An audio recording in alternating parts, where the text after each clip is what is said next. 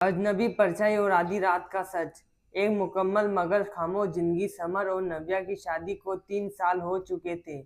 Summer शहर का एक कामयाब इंश्योरेंस इन्वेस्टिगेटर था।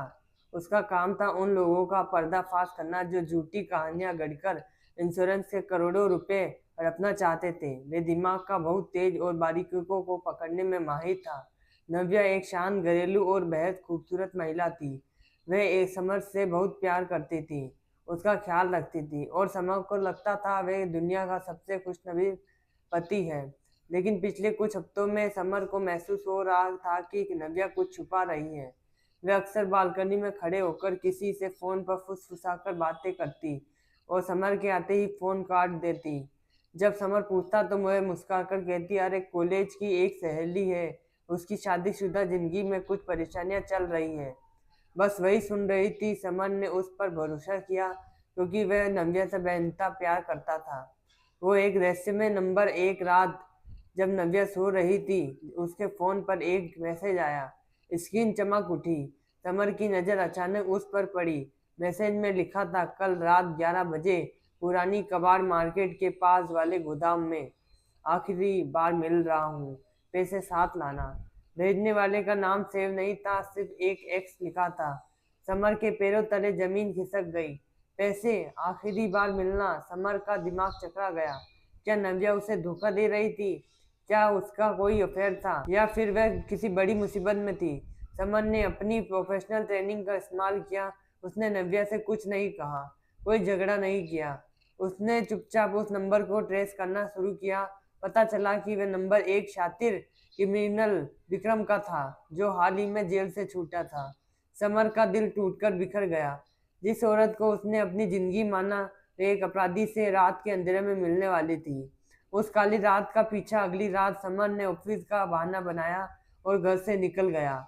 लेकिन वह ऑफिस नहीं गया, बल्कि अपनी गाड़ी दूर खड़ी करके घर के पास नजर रखने लगा। ठीक 10:30 बजे नव्या काले रंग की शॉल ओढ़कर, हाथ में एक भारी बैग लिए घर से निकली और टैक्सी में बैठ गई। समर की आंखों से आंसू बह रहे थे और दिल में गुस्सा था। उसने अपनी कार से टैक्सी का पीछा करना शुरू किया। रास्ता धीरे धीरे शहर के सबसे सुनसान और डरावने इलाके की तरफ बढ़ रहा था। वह पुरानी कबाड़ मार्केट। टैक्सी रुकी, नव्या उतरी और उससे टूटे हुए गोदाम के अंदर चली गई। समर भी अपनी कार से उतरा। उसने अपनी जेब से अपनी लाइसेंस रिवॉल्वर निकाली। धोखे का दर्द अब गुस्से में बदल चुका था। वह दबे पांव गोदाम के भीतर गया। गोदाम का खौफनाक सच, गोदाम के अंदर एक मध्यम सा बल्ब जल रहा था। समर एक बड़े लोहे के ड्रम के पीछे छिप गया। उसने देखा कि सामने विक्रम खड़ा था। उसके हाथ में एक सिगरेट थी। नव्या ने बैग टेबल पर रखा और कांपती आवाज में कहा, ये लो 15 लाख रुपए, जैसा तुमने वादा किया था। सारे सबूत मुझे सौंप दो और मेरी जिंदगी से हमेशा के लिए दूर चले जाओ। विक्रम हंसा, वाह नव्या, मान गए तुम्हें।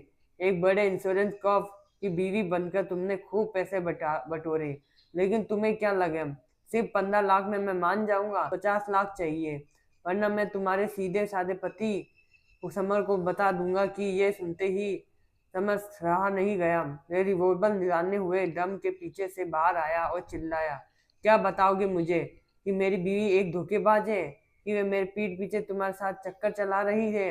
नव्या ने जैसे ही समर को देखा, उसके चेहरे पर डर की जगह एक गहरा अफसोस छा गया। वे चिल्लाई, समर, तुम यहाँ क्यों आए? जाओ यहाँ से, ये बहुत खतरनाक है। विक्रम जोर से हंसा, अरे वाह, इन्वेस्टिगेटर साहब खुद आ गए। तो नव्या, तुमने अपने पति को कुछ नहीं बताया? चलो मैं ही बता देता हूँ। द ग्रेट ट्विस्ट, असली कहानी। विक्रम ने समर की तरफ देखते हुए कहा, समर बाबू, तुम्हारी बीवी तुमसे कोई अफेयर नहीं कर रही है। ये बेचारी तो अपनी जान दांव पर लगाकर तुम्हारा अतीत पास्ट छुपा रही है। समर चौंक गया, मेरा अतीत? क्या बकवास है? नव्या रोने लगी और बोली, समर, 5 साल पहले तुम्हारी पहली पोस्टिंग के दौरान एक कार एक्सीडेंट हुआ था, जिसमें एक अमीर बिजनेसमैन से मौत हो गई थी। तुमने अपनी रिपोर्ट में उसे एक सामान्य एक्सीडेंट बताया था, क्योंकि गाड़ी बिजनेसमैन का बेटा चला रहा था और उसने तुम्हें रिश्वत दी थी, याद है? समर का दिमाग सुन्न हो गया। उसने कहा, हाँ याद है, लेकिन उस केस की फाइलें तो जल गई थी। विक्रम ने जेब से एक पेन ड्राइव निकाली और कहा, फाइलें जल गई थी? लेकिन उस डील की पूरी ऑडियो रिकॉर्डिंग और सीसीटीवी फुटेज मेरे पास है। मैं उस वक्त उसी बिजनेसमैन का ड्राइवर था। समर बाबू, अगर ये सबूत कोर्ट पहुंच गए तो तुम्हारी नौकरी तो जाएगी ही, तुम्हें 10 साल की जेल होगी।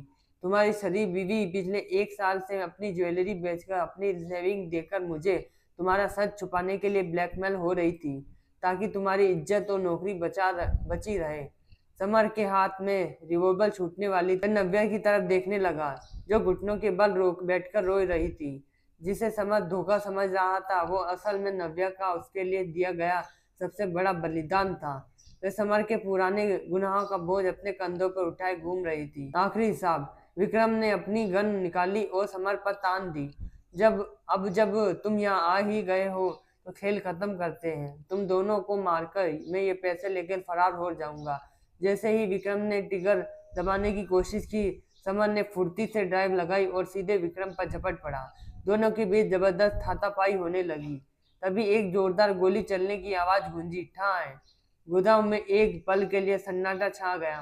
समर ने देखा, गोली विक्रम के सीने में लगी थी। विक्रम के हाथ से गन छूट गई थी और वह जमीन पर गिर पड़ा। समर ने पीछे मुड़कर देखा। नव्या के हाथ में समर की गिरी हुई रिवॉल्वर थी।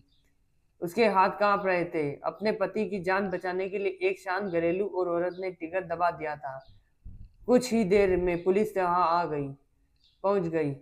समन ने खुद आके बढ़कर पुलिस कमिश्नर को फोन किया था। उसने विक्रम की वो पेन ड्राइव पुलिस को सौंप दी और 5 साल पुराने केस में अपना जुर्म कबूल कर लिया। समर को कोर्ट ने 3 साल की सजा सुनवाई और नव्या को आत्मरक्षा सेल्फ डिफेंस में गोली चलाने के कारण बरी कर दिया गया। आज समर जेल में है, लेकिन दिल में कोई मलाल नहीं है। हर हफ्ते नव्या उससे जेल में मिलने आती है।